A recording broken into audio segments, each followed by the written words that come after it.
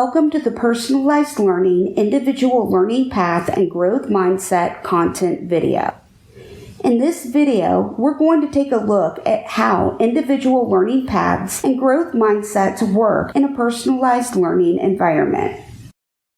This video will provide you with information to understand a student's individual path involves co-planning between the learner and the teacher, recognize that personalized learning is a shift from a binary pass-fail system to a spectrum of developing mastery and get moments, and generate ideas for creating an individual learning path that will work in your class.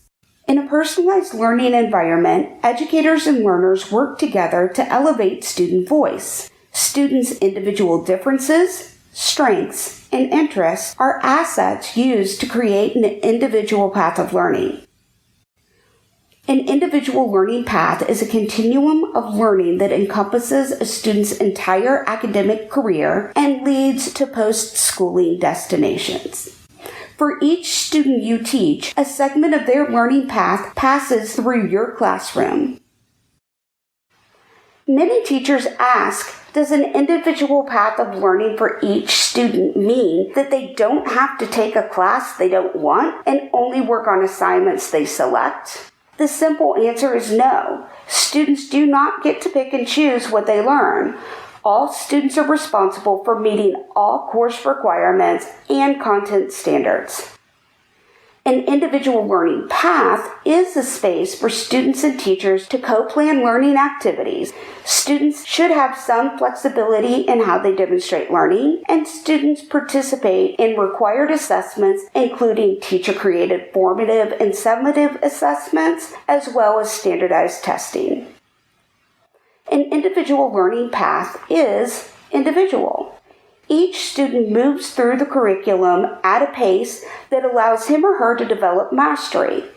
Each standard is met in the student's own time, which may be faster or slower than their peers. So if the idea of students at different places within the curriculum seems confusing or overwhelming, don't worry. The pacing component of individual learning paths can be incorporated as you and your school shift towards mastery learning. The other components of individual learning paths can become a part of your learning environment now, and individual pacing can be added in the future.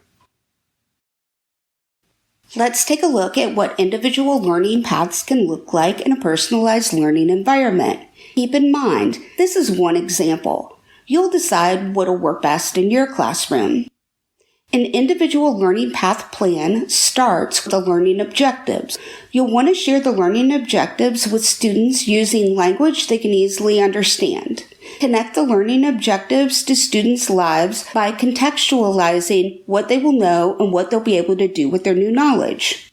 Next, you will select teaching activities. Delivering instruction to the students using a variety of teaching activities creates opportunities to personalize learning and provide students with the right amount of support they need to be successful. Examples of learning activities include whole group mini lessons, small group instruction, targeted instruction, individual instruction, and frequent formative assessments. Formative assessments provide data for both the teacher and the student to monitor progress on the learning objectives. In just a minute, we'll discuss how to keep students accountable for their learning. Now it's time to plan your learning activities. Incorporating choice in learning activities is a great way for students to start their learning paths. Some examples of learning activities include short videos or video segments, interactive learning activities, textbook selection, podcasts, knowledge builders, graphic organizers, and manipulatives. For some students, their individual learning paths for this set of learning objectives will end with the learning activities in your final assessment.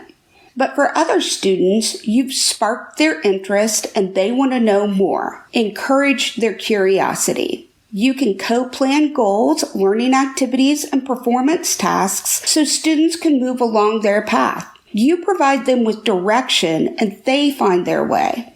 The work students do on an individual learning path should be student-driven. They work with you to plan learning activities, but students do not rely on the teacher to provide learning tasks or instruction. You may help guide the student by answering questions, clarifying concepts, or helping them refine their ideas. On an individual learning path, the student becomes their own teacher. Students are held accountable for their learning through one-to-one conferences, collecting and tracking their own data, and frequent formative assessments. The extension activity for this cycle includes an accountability tracker for students.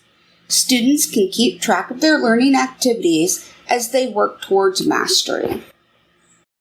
When shifting to a personalized learning environment, pivot by degrees. Change can be overwhelming for you and your students, so take it slowly.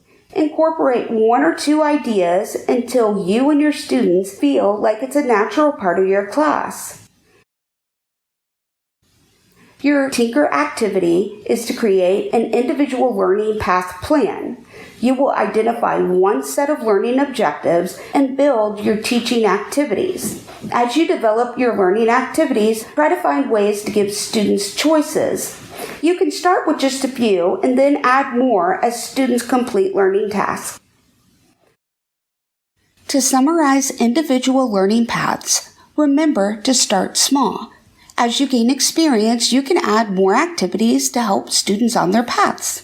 Include student choice in learning activities. As students become comfortable with choosing learning activities, you can add more, or you can encourage students to choose how to demonstrate mastery of their learning through performance tasks or other experience-based learning projects. Finally, and most importantly, encourage curiosity. Challenge their thinking, get them to both ask and answer their own questions. Next, we're going to talk about mindsets and the benefits of fostering growth mindsets in your classroom. Change can be a challenge, but change is easier to manage when we believe in ourselves and our abilities. How we think about ourselves is our mindset. Fixed mindsets find that change is very difficult, while a growth mindset views change as an opportunity. Educators must model a growth mindset for our students and guide them as they develop an identity in which they see themselves as capable of learning, view failure as an opportunity, and accept feedback as a chance to grow. We can start to build growth mindsets in our students with one simple word: yet. Yet is empowering. Yet means that success and achievement are attainable. Yet becomes transformative. In a yet environment, thoughts like, I'm not good at this or I can't do this, transforms to an ethos of, I am able to learn this and I can do this. You will find Carol Dweck's TED Talk on the power of yet and the resources for this cycle. She shares her research into developing growth mindsets in students. You will discover many ideas that you can use in your classroom. Students who develop a growth mindset embrace the power of yet and explore their individual learning path, and they will find success.